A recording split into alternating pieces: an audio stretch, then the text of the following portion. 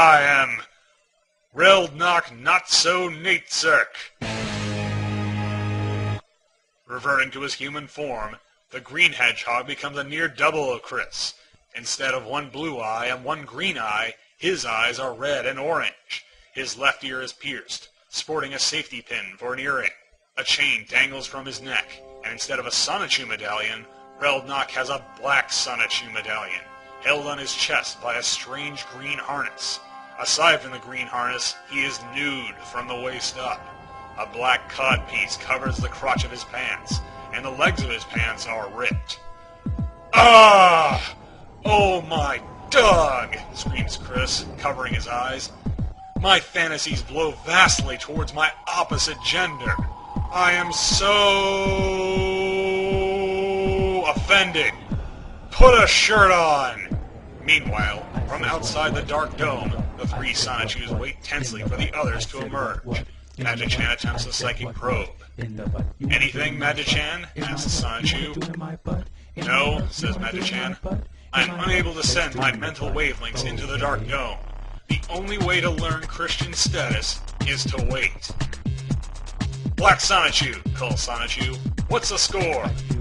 2-1, says Black Sonichu. Spill it, demands Sonichu. Well, sigh. My master, Nateserk, has gone under a real dark transformation. He wanted to take over the world and kill Christian, so he wants the 7 crystal balls of legend. And he anticipated this confrontation upon the snatching of his first Sonichu ball. Yep, it was all his idea. I'm concerned, though. He shoved his father out of his path without remorse. He's been insulting me at every moment, and to top it all off, he put whipped cream in my rockets. Ugh. Telepathically, Sonichu and Magic-chan confer. I sense honesty in his mind as he explained, thinks Magic-chan. I'm surprised Nateserk could be that cruel. It has to be some dark curse or something, thinks Sonichu.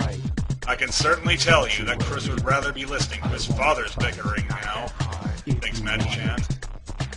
By the way, asked Black Sonichu, how is Bubbles, that luscious set of water and electricity?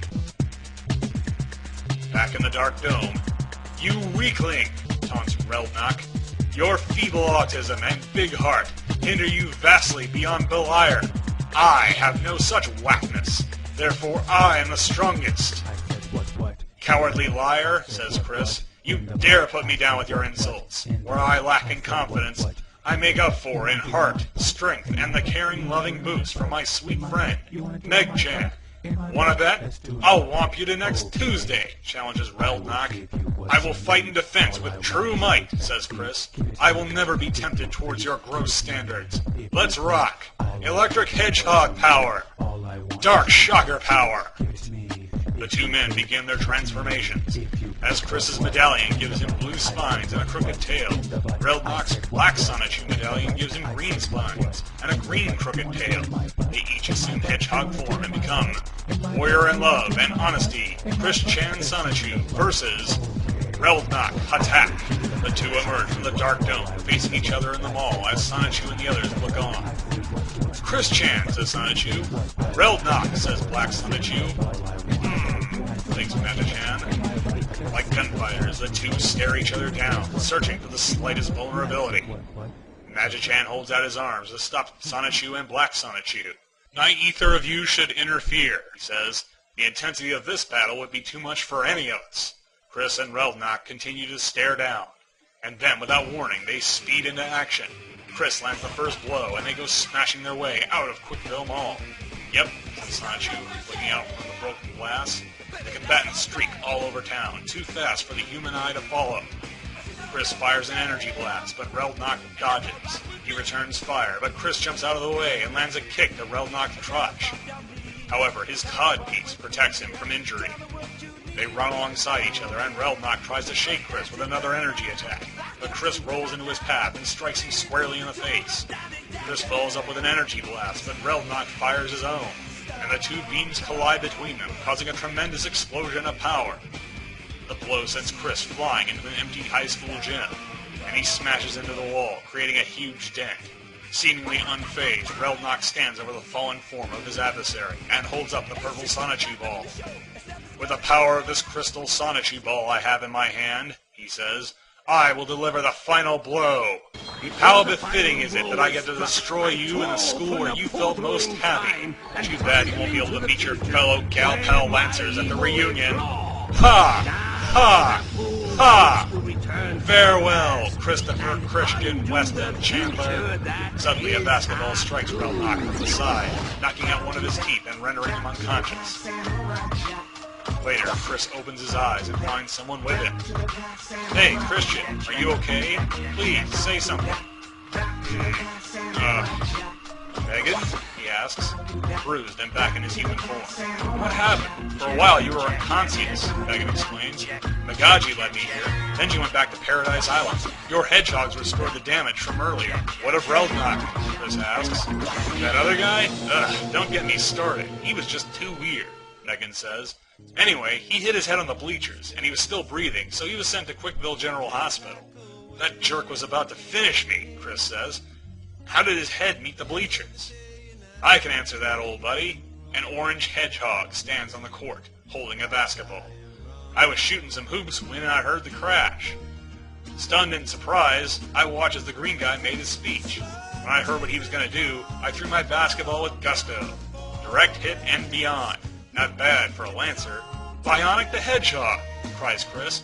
I haven't drawn you since 2004, when I made your Yu-Gi-Oh card.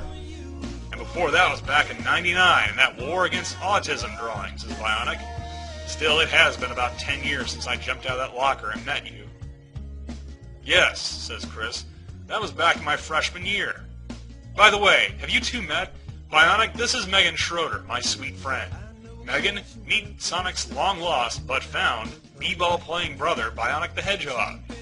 Hello, it's nice to meet you, says Megan. I'm delighted to make your acquaintance, Megan, says Bionic. By the way, Christian, Sonichu came by and explained this ball to me. He holds the purple Sonichu ball in his hand. The other guy had it, but he dropped it, so I'm giving it to you. Cool, thank you, says Chris. Speaking of that yellow rat, Bionic adds, I understand that soon after you met him, you found a girlfriend for him. I could have had my pick from among my fellow Lancers, but our genes just don't match well. Why didn't you hook me up, Christian Weston Chandler? Gee, I'm sorry, Bionic, says Chris. Back then, I was naive on dating and all of that, so I just didn't think of it at the time. But if you need a sweetheart, Megan has created quite a few foxy characters. If she's cool with it, you could go out with one of them. Cool, that sounds good, says Bionic. Thank you. Shoot, thinks Chris. 25 years old, and I still haven't even had my first date. Oh well. At least I'll still have something to show of it, he says aloud. Oh yeah, Christian, says Megan, that DVD you've told me about. I don't know about it. Please tell me, says Bionic. Well, while the master copy stays at home, a few copies will be generously shared with a few relatives, friends, and good old Providence Middle and Manchester High Schools. It is titled Christian Weston Chandler. Yep, I'm on TV. It will feature my 2 news segments, my Mario Kart Lego movie filmed on Game Boy camera, my Nintendo Power-worthy Animal Crossing documentary, a slideshow of photographs, art, and comics projected from my PSP, a message for the future from me, and more. Also, there's an homage to my friends, teachers, family, and MHS's 1997 varsity basketball team within the slideshow, all of whom are remembered from my heart, as well as my yearbooks. This DVD will not be sold anywhere. That's a no-brainer. Conked on his head against the bleachers, huh? Ew, that had to hurt. I wonder if Relnock will ever recover, and if he does. 10 weeks later, we find Relnock laying in the hospital, his head bandaged from hitting the bleachers. He lays unconscious until he suddenly opens his eyes, his face twisted with dark hatred. Funky monkey, he thinks. Huh? Where am I? Last thing I remember was... Gasp! Yeah! I was about to kill that straight, goody twin of mine. When I was hit on the head by a basketball? Who threw that? On the TV in his hospital room, a newscaster discusses local sports. In sports news, Bionic the Hedgehog won the game against Monroe High with a record-breaking 130 baskets without overtime. And the Lancers now head to the finals against... You, thinks Relnock. It was you. Right before passing out, I saw an orange guy in blue shoes. It was him. Bionic the Hedgehog. The end. Finished comic book, February 21st, 2007. CWC turns 25 February 24th, 2007.